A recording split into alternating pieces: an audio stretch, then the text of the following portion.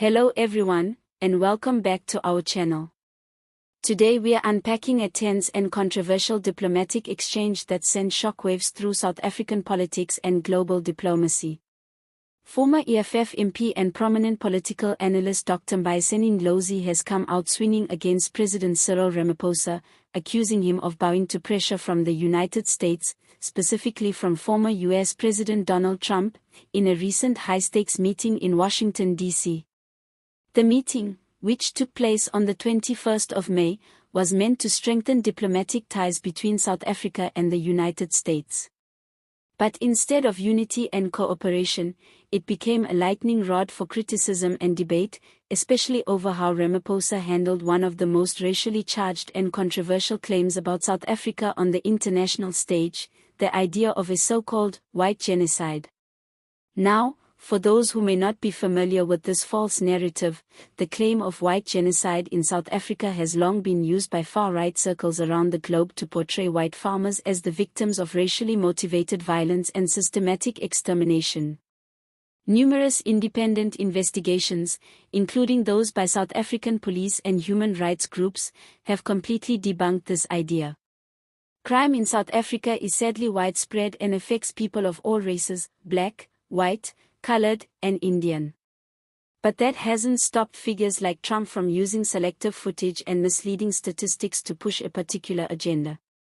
According to reports, during the meeting, Trump presented Ramaphosa with edited footage depicting crosses on farmland, falsely framing them as grave markers for white farmers murdered in racial attacks.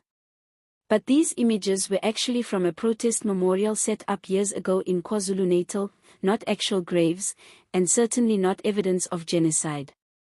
In response, Ramaphosa remained calm and diplomatic.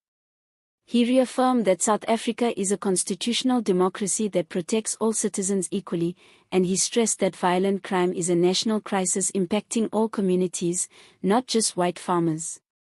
But for Ndlozi, this wasn't enough. Taking to social media just hours after the meeting, Ndlozi unleashed a scathing critique. He accused Ramaphosa of being too soft, too accommodating, and, perhaps most damning of all, of selling out South Africa's sovereignty. It felt as though South Africa was handed over on a silver platter, Ndlozi wrote.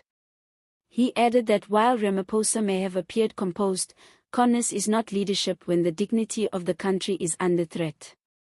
This harsh rebuke from Ndlozi is more than just a political jab, it's a challenge to how South Africa navigates its role in a world where power dynamics are shifting, and where former colonial powers and Western nations still exert massive influence. The question is, should South Africa play the quiet diplomat or take a stronger, more assertive stance when its people, history, and truth are misrepresented? And let's not forget, this isn't just about Trump. His remarks echo a broader discourse among some Western leaders and media outlets that continue to portray post-apartheid South Africa in ways that are often patronizing, reductive, and rooted in colonial-era thinking.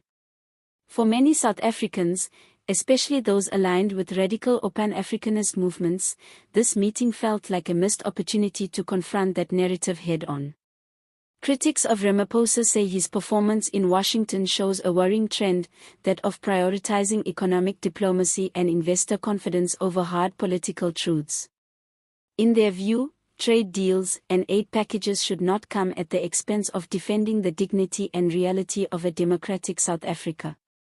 After all, what message does it send when your president won't refute a baseless accusation of genocide in the international spotlight?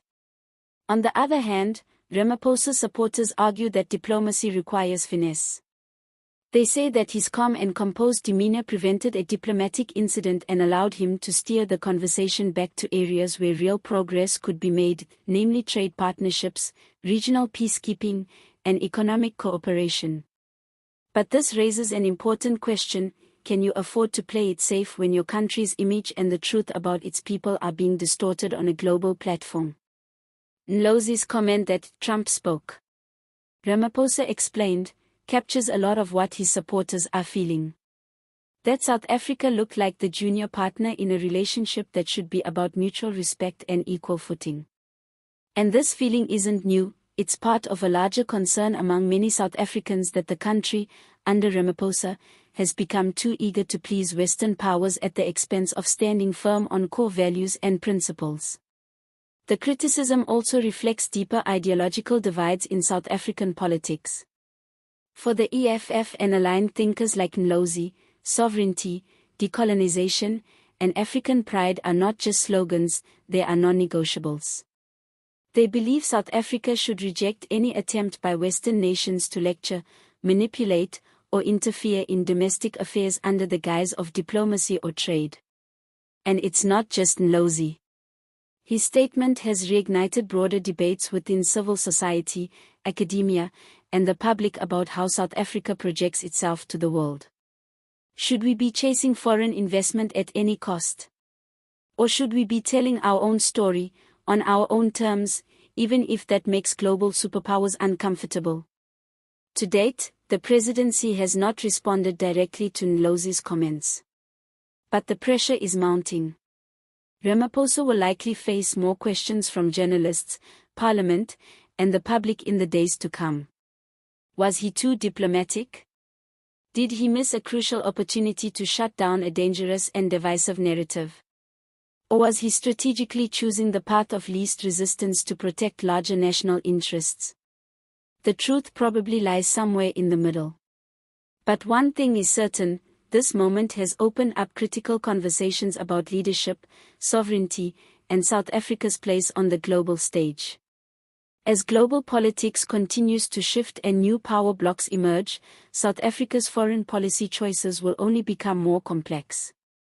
Will we align with BRICS? Will we remain close to Western allies? Or will we carve out a truly independent foreign policy that reflects the will of the people? So, what do you think? Did President Ramaphosa fail South Africa in Washington?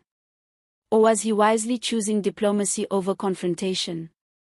And what role should political voices like Ndlozi play in holding the president accountable?